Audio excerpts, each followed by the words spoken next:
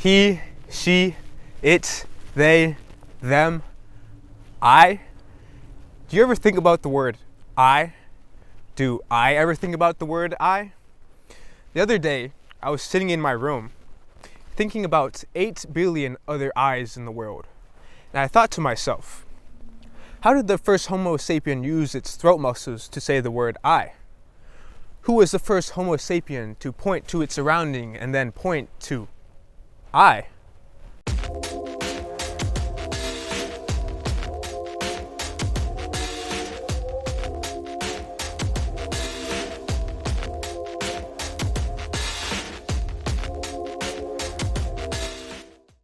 The other day I uttered something very stupid, and I want to tell you guys this something.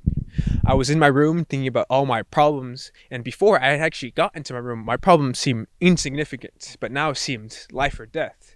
I kept thinking in terms of I, mine, my, and me, and I kept thinking and thinking about my problems while they were ricocheting around in my head. And I thought to myself, bro, don't you think the word I is pretty lonely? It's always about I, but it's never we.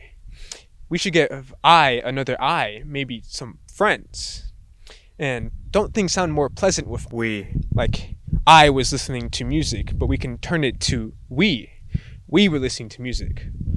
But let's say the inverse of that story. I shit my pants.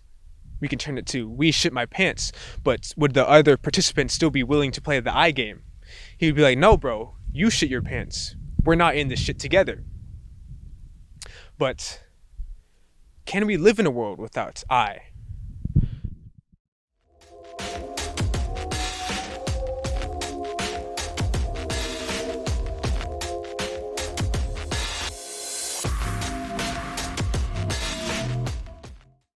A world without I, but what would that entail?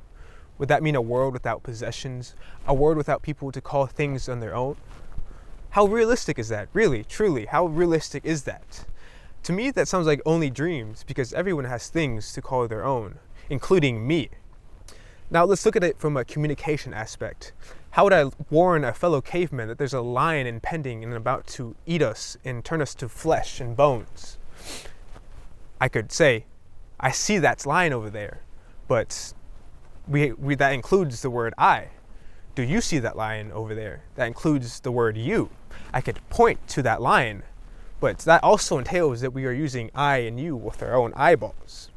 Now we have established that we can't remove I and you from words because these words attach themselves to ourselves.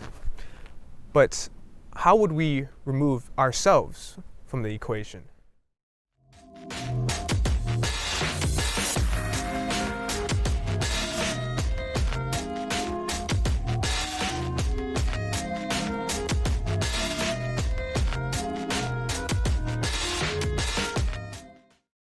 Would the world exist without the self, or many selves to perceive it? Is the world created through existence? Would the world exist without the I? Would the world exist without the ego? I've thought enough thoughts, and I've come to an end of this road because I have run out of time. I've been looking for a word to remind myself that I am not the only person to exist in this world, and that thinking only in terms of I can be detrimental to I. A reminder to unite. A reminder about he. A reminder about she. A reminder about we. A reminder that I can exist to just exist. A reminder to unite. Unite. To acknowledge the I, you, and we.